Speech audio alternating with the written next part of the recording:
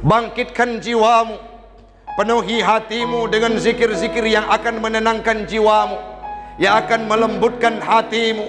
Bermuraqabah, bermuhasabah, dan berdoa kepada Allah, tepatnya dalam bulan suci Ramadan yang akhir, 10 akhir yang akan kita hadapi beberapa hari mendatang. Padahal Masjidil Aqsa itu, semua kita yang ada di masjid ini punya beban moral untuk mendoakan kesejahteraan, kemurnian terhadap Masjidil Aqsa. Kenapa Ustaz? Karena itu merupakan kiblat kita pertama.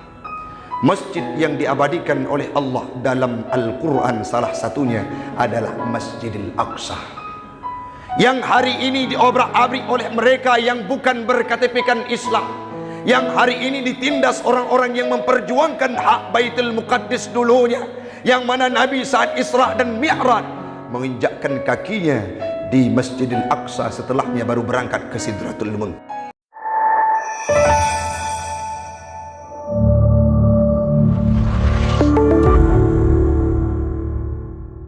Jamaah sidang solat Jumat sekeyakinan seakidah yang kami muliakan.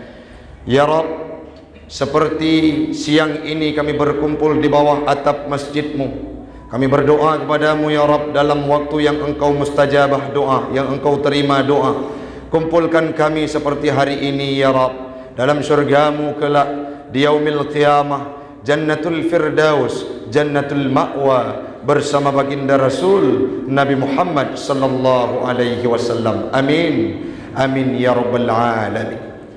Hamba Allah orang syi'lun adun ado yang luntuan pemulia. Tanpa terasa kita sudah berada di 20 Ramadan. Terasa seolah-olah baru kemarin kalimat subuhun kuddusun rabbuna wa rabbul malaikati warruh dilantunkan oleh bilal-bilal yang ada di masjid. Seolah-olah baru kemarin kita menunaikan ibadah solat tarawih berjamaah. Seolah-olah baru kemarin kita menahan lapar untuk berpuasa di siang harinya. Tapi dengan segala kekuasaan Allah, hari ini kita sudah berada di 20 Ramadan. Marilah kita tingkatkan kualitas ibadah kita, sampai Ramadan itu akan menjadi sebuah bulan sebagai ajang untuk memicu kualitas ibadah kita di hadapan Allah Subhanahu wa ta'ala. Hamba Allah orang syi'lun, Rasul sering menyampaikan bahwa dalam sebuah hadis beliau pernah berpesan bahwa Ramadan itu dibagi dalam 3 etapa waktu. Yang pertama 10 di awal, selanjutnya 10 di pertengahan, dan berakhir di 10 yang akhir, di mana 10 3 kali tersebut berbeda fungsi dan berbeda makna yang diberikan oleh Allah. 10 di awal Allah menitipkan kepada kita rahmatan lil alamin.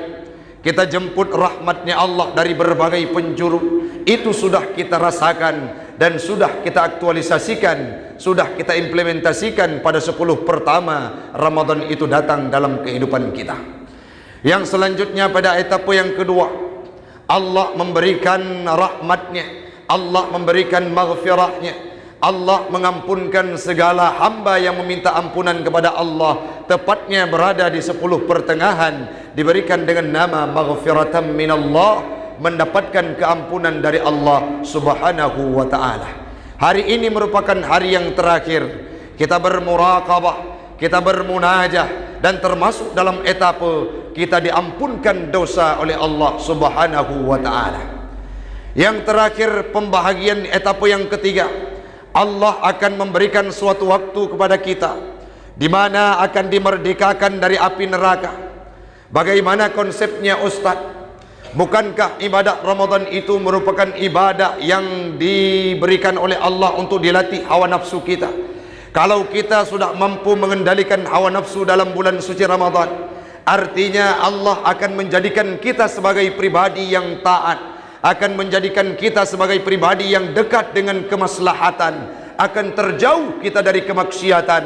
Maka dekatlah diri kita dengan kebaikan, artinya kebaikan itu akan mendapatkan ridha Allah.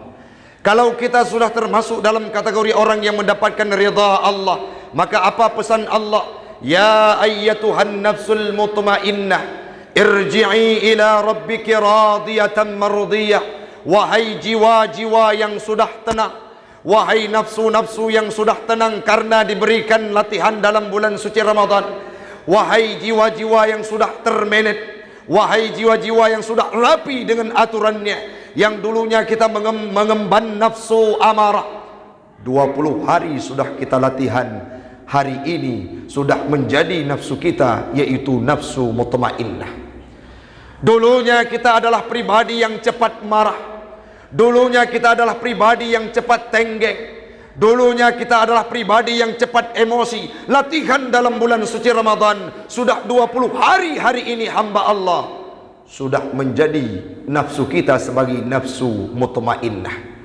Kalau nafsu yang ada pada pribadi saya, nafsu yang ada pada pribadi jamaah sekalian, nafsu yang ada dalam tubuh kita sekarang ini adalah nafsu-nafsu mutmainnah. Apa janji Allah dalam surah Al-Fajr?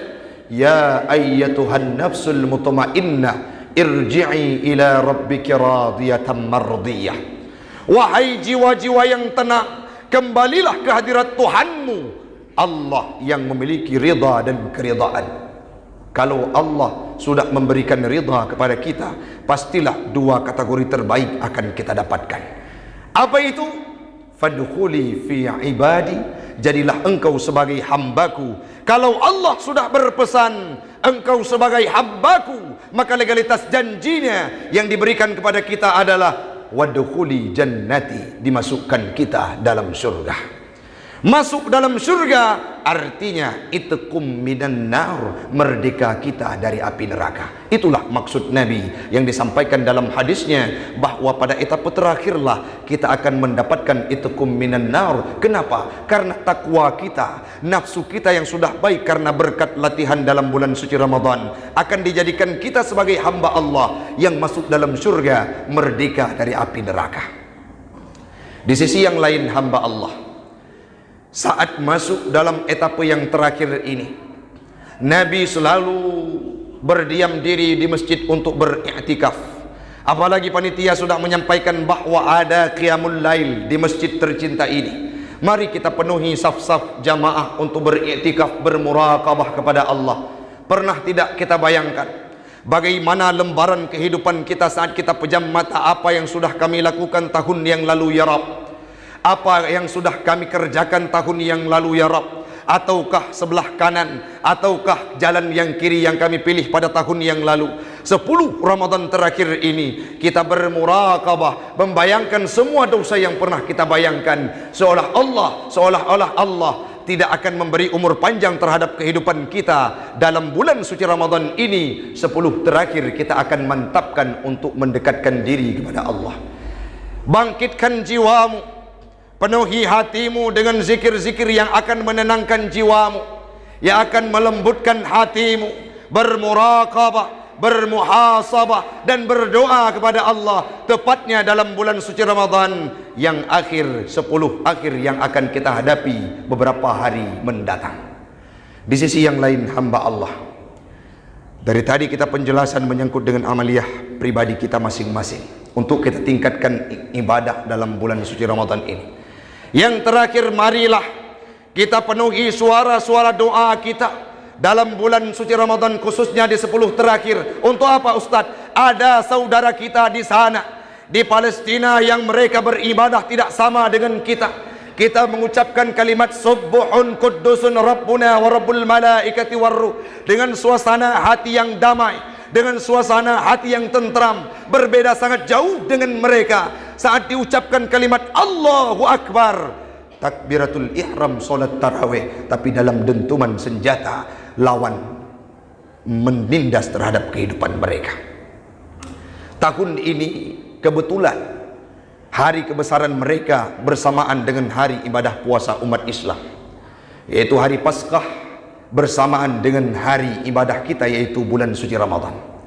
Mungkin kalau dulu umat Islam tahun lalu gencar peperangan di sana setelah Ramadan usai, setelah Aidil Fitri usai, kala Aidil Fitri, kala bulan Syawal, saat itulah terjadi peperangan sangat kuat di sana.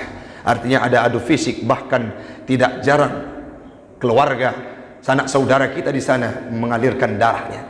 Namun berbeda dengan tahun ini, kita sedang asyik iktikaf di masjid, mereka juga iktikaf, tapi tidak diberi peluang untuk bisa beriktikaf dalam Masjid Al-Aqsa.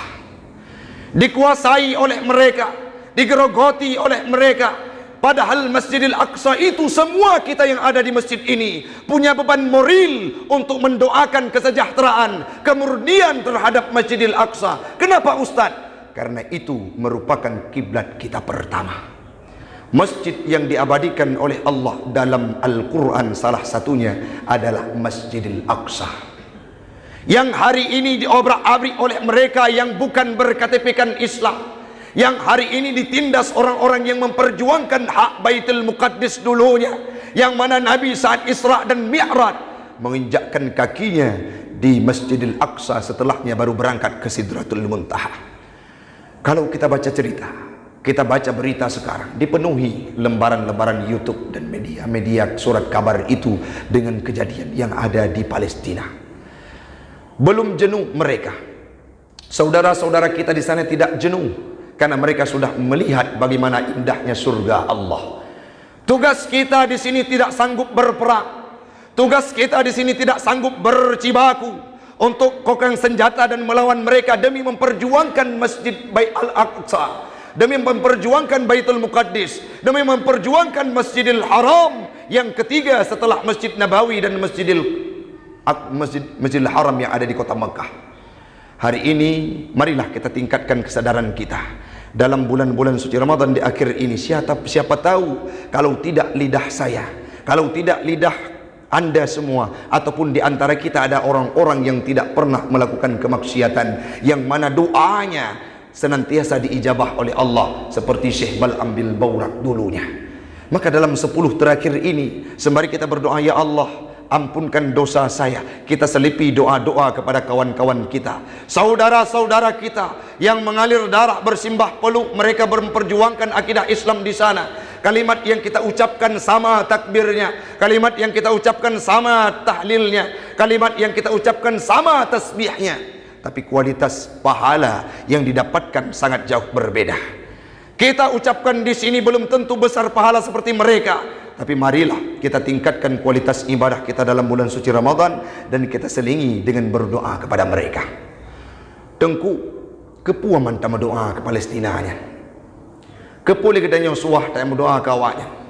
Dalam catatan sejarah urang Syi'lun, saat Indonesia merdeka pertama sekali, diproklamirkan kemerdekaannya oleh Bung Karno, siapa ulama terkemuka yang pertama mengucapkan selamat? Itulah Mufti Palestina. Setelah diucapkan proklamasi, dibacakan proklamasi kemerdekaan Indonesia, saat itu langsung diucapkan selamat atas kemerdekaan Indonesia. Oleh siapa? Mufti yang ada di Palestina. Kalau bukan karena Baitul Muqaddis, Masjidil Aqsa, mungkin orang Islam sekarang acuh tak acuh terhadap kehidupan orang-orang yang ada di Palestina. Karena ada masjid yang tertua tersebutlah, masjid kiblat pertama tersebutlah, sehingga tergerak hati kita untuk mendoa kepada mereka. Yang sewajarnya bagaimana? Tidak mesti karena ada sebab yang lain, karena mereka mengucapkan kalimat la ilaha illallah, berkiblat dan bertuhankan yang sama dengan kita. Kita punya beban moral untuk mendoakan mereka. Maka malam uronyo urang Syi'lun, marilah kita penuhi malam-malam Ramadan dengan kita tingkatkan ibadah.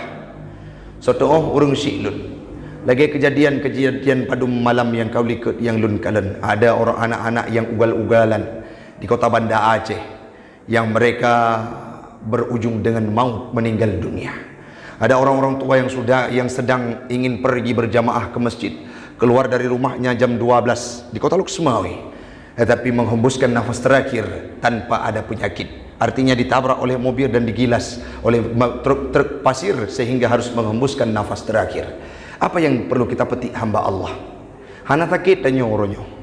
Hana diberikan cobaan oleh Allah. Mantang lepah tadu, lun mantang lepah lun khutbah.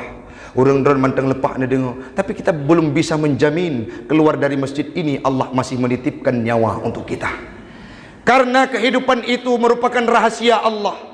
Maka marilah kita tingkatkan ibadah di sisa-sisa bulan Ramadan ini. Mudah-mudahan hamba Allah di ujung paparan singkat ini, semuanya kita akan dijadikan oleh Allah yang mendapatkan titel takwa usai bulan suci Ramadan.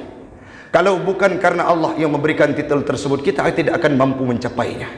Semoga Allah akan menjaga kita, hamba Allah, dijadikan sebagai orang yang takwa, mendapatkan ridhanya yang berhujung akan masuk dalam syurga.